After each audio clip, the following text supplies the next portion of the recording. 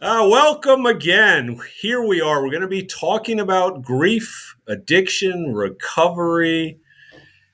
Three wonderful topics. Welcome again to another episode of the 1% in Recovery podcast, where we encourage you to laugh every day and work hard. Work hard in recovery.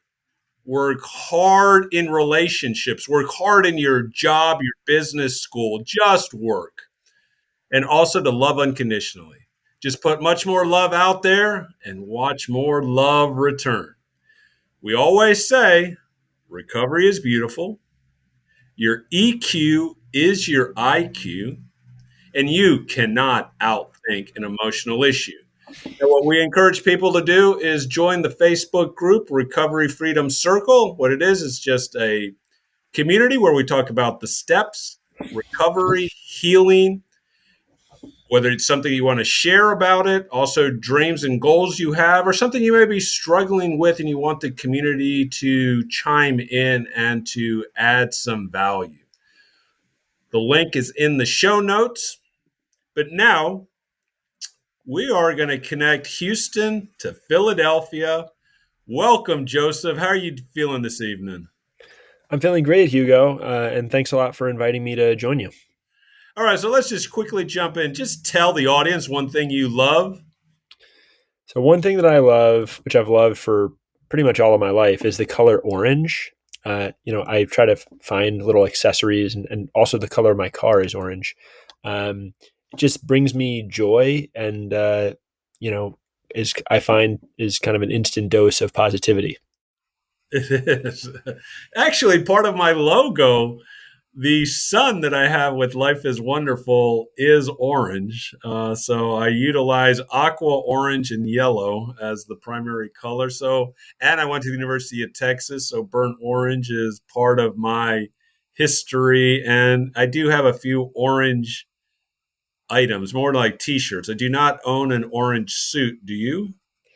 I don't. Orange is actually a tough color to wear, like as for shirts or sweaters. But I have kind of a burnt orange sweater that I enjoy wearing around the fall. All right. How about any orange sneakers?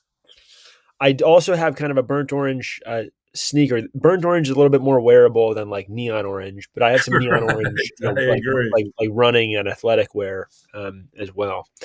I Uh, got you. So let's just quite so people have a little bit of background as Joseph and I are talking. Joseph had his own addictions with mainly alcohol, some weed. So and he has now over 14 years. Congratulations. It's always good to have that more than double digits, especially and also I had something, buddy. Always someone told me that your first 12 years, it's like each year is like you were doing a step. So you're like your first year recovery, you're like step one is more important. You get this year 12, step 12 becomes more important. But now once you pass those first 12 years, you kind of like redo things. It just shows that you've obviously been on this journey and this quest. So congratulations. Thank you. Okay, let's jump into question number one. Grief. You're a grief counselor. You've dealt with a lot of grief. A lot of people, unfortunately, whether they've lost, especially a spouse, a lover, a child, even a parent or a sibling, they reach for alcohol, they reach for drugs, they kind of, or even gambling that need to escape because they don't know how to deal with all these overwhelming feelings. Because, like they say, grief. And I just lost my mother here back in February, and my dear aunt who was 98, her funeral was last week. So I've been dealing with grief here this year, but I've been dealing with it differently. And grief can come in a lot of different ways. But can you share with the audience either tips on how to deal with grief, either from your own experiences as well as a counselor, just help people deal with grief in maybe in a different way? Sure. Yeah. And I think this is a great question. And it's one, when I think about it, is like intricately interwoven with my addiction and recovery story as well. Um, I will, when we live in a culture, in society broadly that it's just not really comfortable talking about loss. Um, Losses that we are more comfortable talking about, I think, would be losing relatives to older age, or losing a loved one to cancer is kind of like celebrated as that person really fought heroically. Um, uh, and I think that those are still important losses to tune into. I mean, different people can respond to the same death or other traumatic event, in their life differently. Uh, Hmm. so I definitely don't want to minimize, any um, death or loss that people experience in their lives. But as far as grief going unaddressed is concerned, though, in my life, I pretty much had this like sense of not really fitting in or belonging or being like other people as a result of the traumatic loss that I was experiencing in my life. So when I was 5 years old, I lost my 3 year old younger brother, Patrick, to neuroblastoma, which is a rare form of pediatric cancer. Yeah, You know, my, condolences. Yeah, my mom was in medical school at the time, and she was able in time to complete her training and everything. But I can't even fathom, training to become a doctor and then having your seemingly healthy, second child succumb to this awful illness. Um, that loss, put a major strain on my parents' marriage and relationship, as is very common Hmm. for families that lose a child, or experience other major loss. And that kind of ended up being a downward spiral, particularly for my dad mentally. Um, he identified as being an alcoholic and not being able to safely drink, but he did not have a community or program of support like AA or a therapist, anybody else in his life that he could really open up to and feel supported about challenges that he was experiencing in life, the loss of a son, emotional unmanageability, professional challenges. So um, when I was 13 years old, my parents divorced, and then my dad moved to Montana, uh, and 6 months later died by suicide. So that was like a lot of isolation, not having any support, having access to firearms, like kind of a perfect storm of events, and that was a bit kind of more extended than I originally intended. But those were just two of my major losses. It was my brother to cancer and my dad to suicide, and they kind of compounded. So that's But there's also the grief, of divorce. Because the absolutely, yeah. family I mean, yeah, structure then gets separated. That has to be grieved. I mean, my brother went through divorce. I've had a cousin go through divorce. My mother was a big advocate. She, the proponent, like, me and your father never got divorced. They were married for 53 years, but there was still a lot of enabling. There was still a lot of addictive behaviors that still happened. But what you're saying to me is, and to me later on, there's also the grief of addiction. Because right, I know so many people say, I love gambling, or I know so many drug addicts, I love drinking or drugs. And I said, you got to just grieve that. You got to let that's kind of goes. And those are different types of griefs, but right.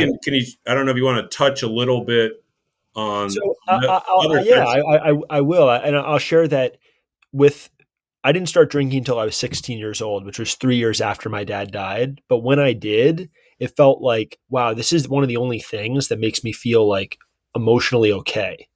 Correct. I felt a little bit more talkative, social around other people. Like I could actually kind of like take a breath, of relief.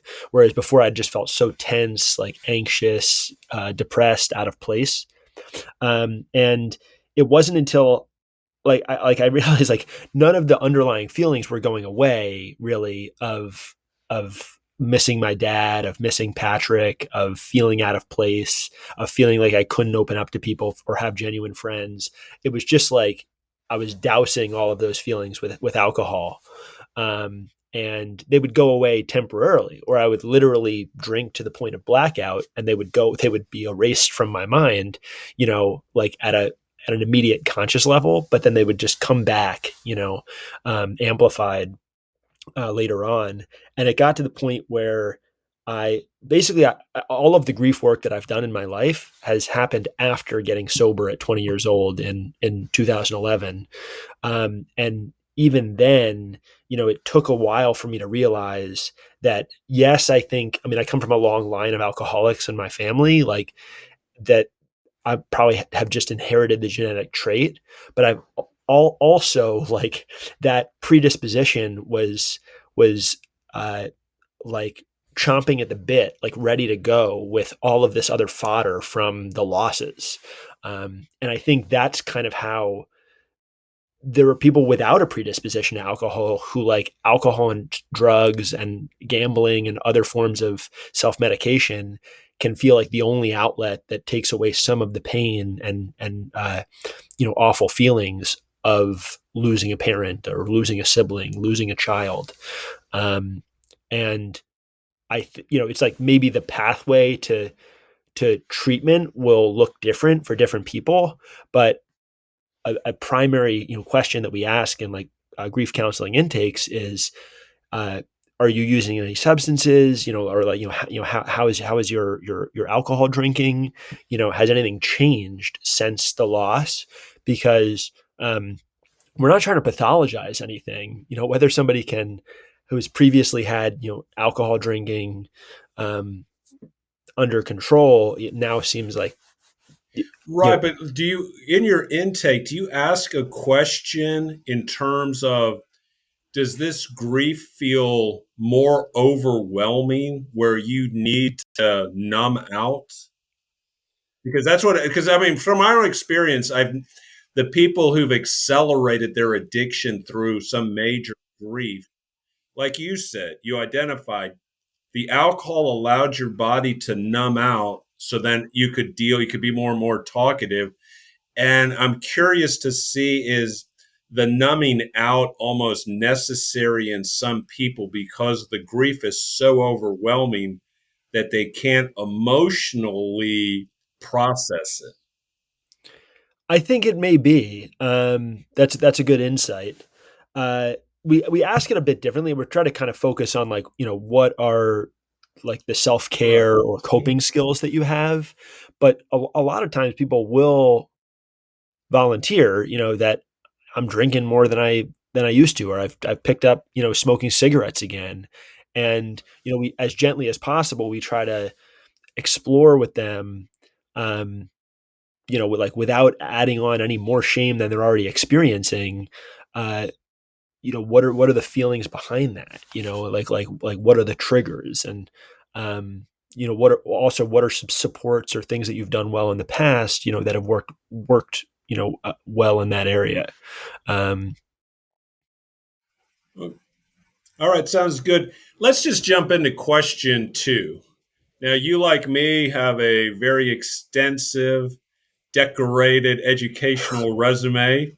Went to boarding school, St. Paul's in New Hampshire, undergrad, Wesleyan in Connecticut, went down to Wake Forest, then also did Ivy League school at the University of Pennsylvania.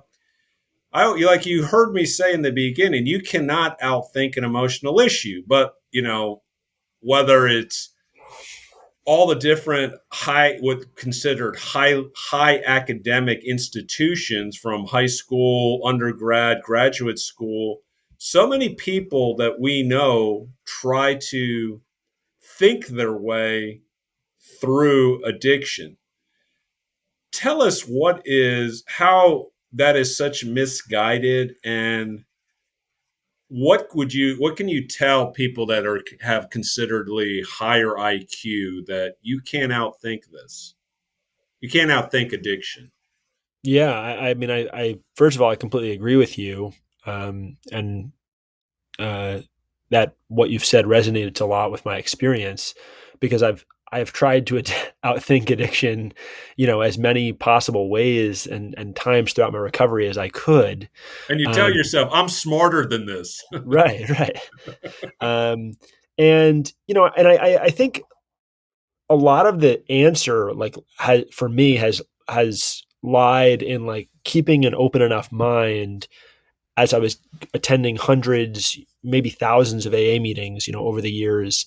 Uh, you know, am I focusing on what I can relate to, and how, if you're sharing how Hugo's experience, even if different than mine, or even if he hasn't attended, well, you happen to have attended all of the top institutions in Texas, but it's like, if I'm, how can I break free from like only being able to relate to Hugo because of the academic pedigree, then, the person who, um, has had stretches of homelessness, or didn't finish high school, um, and seems, outwardly seems to have a very, very different, educational background than me. I mean, I've learned so many, powerful tools in recovery from people who are from very different backgrounds than me,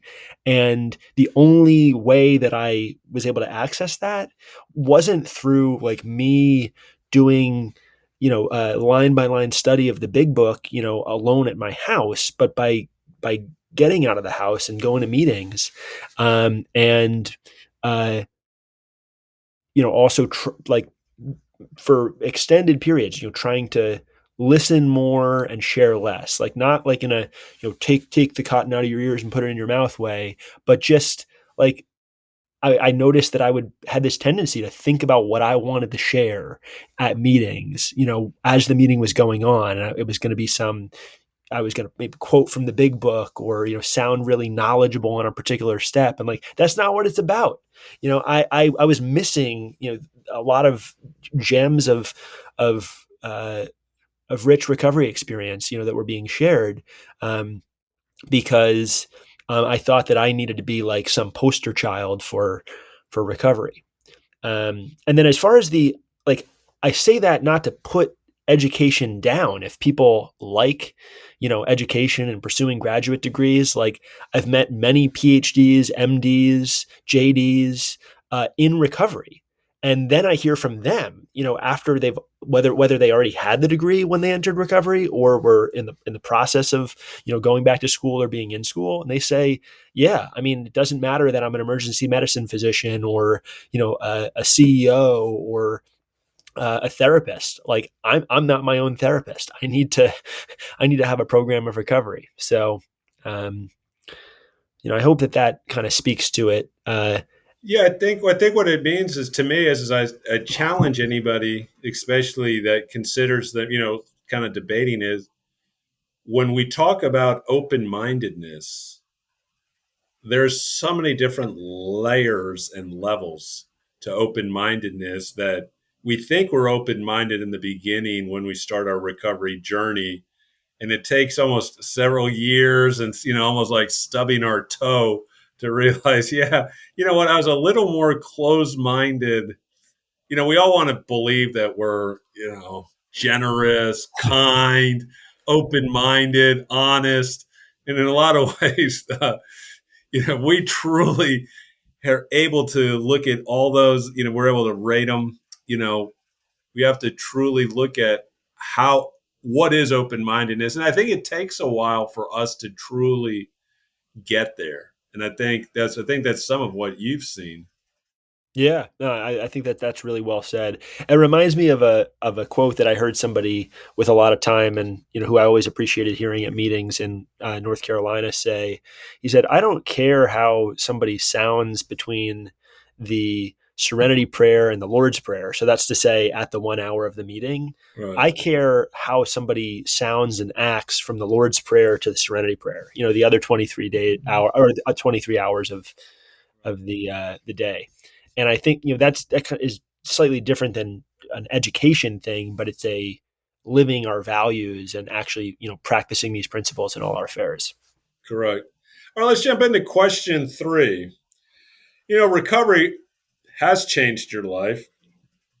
You are married, you have a wife, you have kids.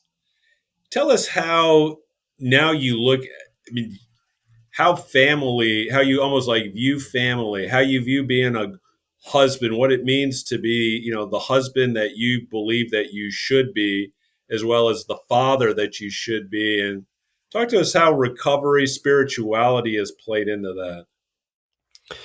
It's a great question, and it's one I think a lot about, on a daily basis as I try to be, the most present and loving, husband and uh, father of a 16-month-old son that I can be. And I think that my my response kind of centers on um, this sort of the recovery concept of progress rather than perfection, or we claim spiritual progress rather than spiritual perfection. That's one of my favorite lines in recovery literature, because for whatever reason, I think a lot of us, this may be the case. I can be particularly hard on myself and think, why, like I'm doing well, and maybe I'm even in that 1%, right? To as a nod to the our podcast title, but it's like, no, there's no such thing as full perfection all the time, and Correct. so I try to think, without recovery, I wouldn't have any of this, right? So recovery remains the foundation, Mm-hmm. but if I also try to celebrate making it to 2 or 3 meetings a week now, than like a meeting a day, which I was doing for the first couple of years in my recovery. Like, things change. I still try to be available to people in my network, but it's, I mean, life is constantly changing and evolving, and uh, in many good ways. Life is wonderful, but there can also be many stressors and Mm-hmm. and unexpected challenges. So I always just say that, and like, recovery is the thing that I try to stay connected to daily, and that even if I feel like I am a bit, more distant, or not as connected as I'd like to be, that, like, my support network includes my wife, like, where she can kind of, encourage me and say, like, hey, maybe you should call your sponsor, or maybe you should catch a meeting. And so I appreciate being accountable to others today. That's something that I couldn't fathom saying 14 years ago. Like, I wanted only to be doing what I wanted to do when I wanted to do it, with no accountability or responsibility to others. And I'm grateful, that that's changed today. Yeah, excellent. Accountability, maturity, these are actually valuable traits or attributes to have, because in the end, they will give us a lot more peace. They will give us that serenity that we seek.